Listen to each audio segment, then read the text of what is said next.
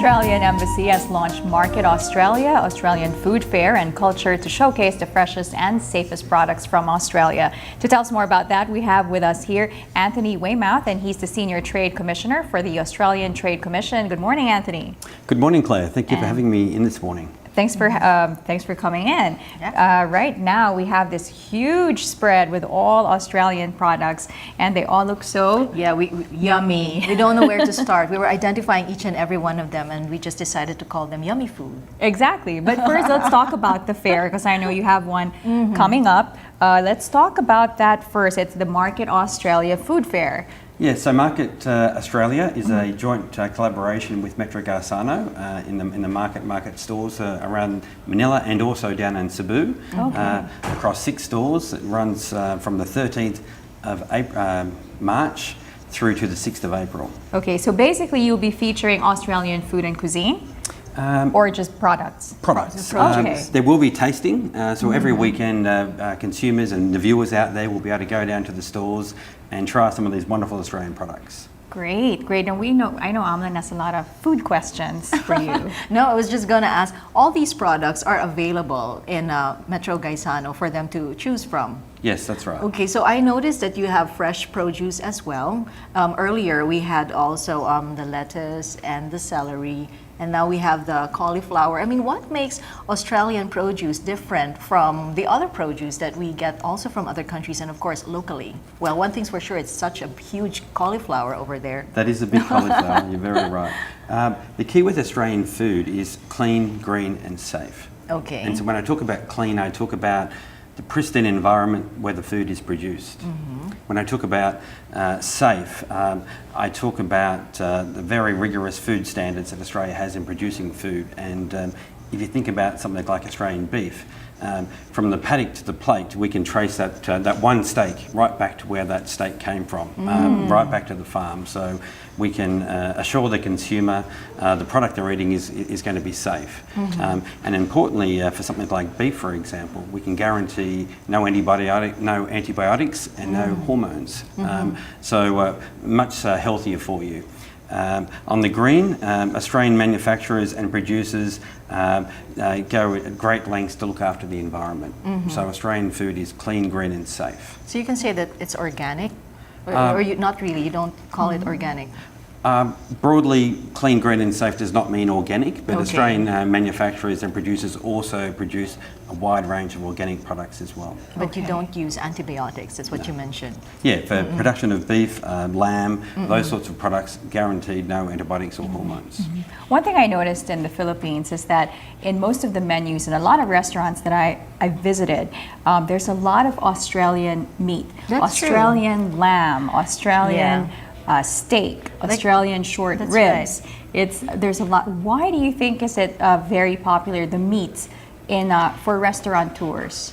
Yeah, Australian beef, I think one of the most, and lamb, one of the most important elements is what I was just discussing in terms of the paddock to plate traceability. It gives the consumer some reassurance. But importantly with Australian beef, the majority of Australian beef is actually grass-fed, not grain-fed. So it actually is healthier for you. The animals are grazing in natural green pastures and eating from an environment that is pristine. So when that beef finds its way into your stomach, it's going to be good for you. But the marbling is still there. I mean, the fat that people are looking for in meat is still there even if it's grass-fed, because that's what usually they say, that it might not have that taste that you're used to.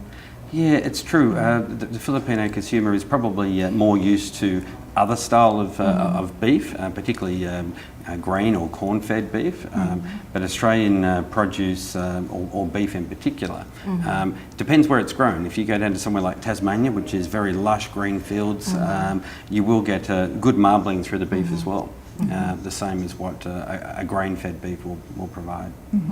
Yeah, I've tried, in comparison to, let's say, Argentinian steaks or US grade steaks, and Australian steaks are very competitive. They're actually very good.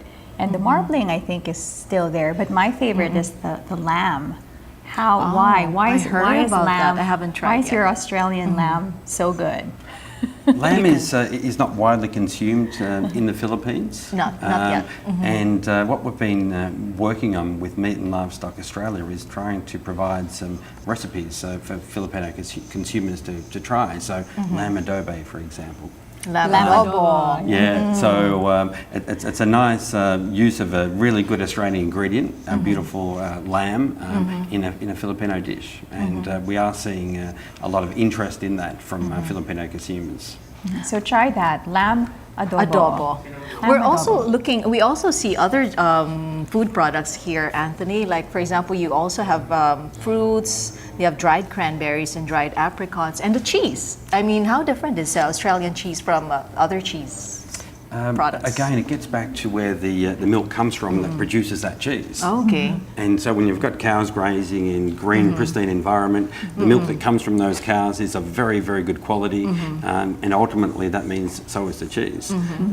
And Australia as a cheese producer is relatively young, but we do produce a wide range of European-style cheeses now. So there is a brie there today. We've got some wonderful blues and camembert and all of the varieties of European soft-style cheeses are now produced in Australia, and they are finding their way to restaurant menus all around Manila. So we're very pleased with that.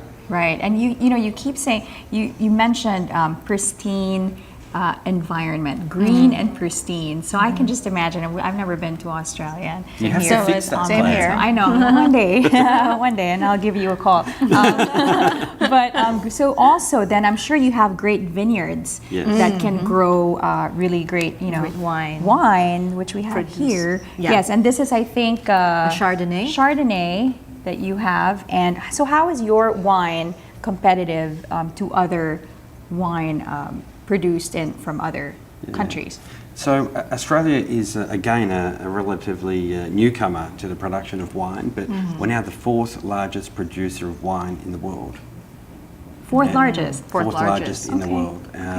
And across all varieties, so from a Chardonnay or a Shiraz or a Sauv Blanc, a Merlot, Australia can produce a very wide range of wine. And importantly, to me, the most important element of Australian wine is at whatever price point you're buying your wine, I guarantee the quality will be first class. It's very drinkable wine at every price point. And we do have a wide range of product available here in the Philippines. I think at last count it was 150 different wine labels. You're in the Philippines, huh? Here in the Philippines. Australian labels. Yeah. So I know Claire Claire and I- wine. Red wine, yeah. Yeah, and I But like not so. wine. But I don't drink as much. But maybe we can. I didn't say you drink that much. Being defensive, right? everything in moderation, okay? Everything in moderation. Exactly. Yeah. Yeah. So Well, lastly, one of the things we were also talking about is that how does food bridge the cultural gap? And how does it, like, I remember talking to a chef recently, and then he did talk about how it harmonizes people from different cultures. Yeah, to me, food, I love food, and you can tell with my big belly. I really enjoy cooking, and getting family and friends together over a nice meal that you prepare yourself, I think is a special occasion. In Australia, we do it over a barbecue, for example, and I know barbecuing is very popular here in the Philippines as well, but when we think about food between two countries, there's now approximately 250,000 Filipinos calling Australia home. So they live in Australia. When their family and friends visit, and you two ladies have to visit soon, you'll be able to go down to Australia, try the wonderful Australian products, and bring that home with you. And those ideas and those memories. And likewise, when Australians visit the Philippines, they will try the lechon, and I do like the lechon, particularly from Cebu. Oh, of course, yes. So we can take those memories home, and it really gives you an image, a story to tell around your travels That's around the right. world. Well, in the meantime, while Claire and I are unable yet to go to Australia, I guess we can enjoy what's available now through your Market Australia food Right. food fair and culture. Right. I understand. and that is happening. It's already starting until it's going to be yeah. available till So it's the 13th of March through to the 6th of April. Okay, there you in, go. in metro stores in and around Manila, including down in Cebu.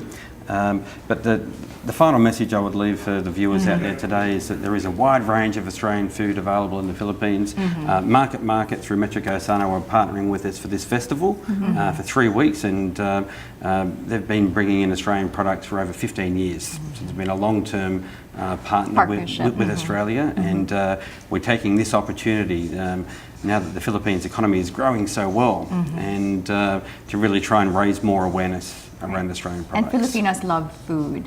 Yeah. So I've been lucky enough to be here in the Philippines for 2 years, and I'll probably be here another 2 or 3 years. And Marianda is popular in my office. My team really enjoy having their Marianda. Merienda. Oh, okay. Snacks every day. Oh, every hour. Huh? Yes, That's what exactly. We practically eat all the time. yes, we eat every hour, by the hour, no. Yeah. So thanks again. Thanks for coming, Anthony, and telling us about Australian food and wine, and hope to have you back sometime soon. Or Thank you maybe very we'll go visit you in Australia. Yeah. She's like, yeah. Anthony Weymouth here. He's a Senior Trade Commissioner for the Australian Trade Commission.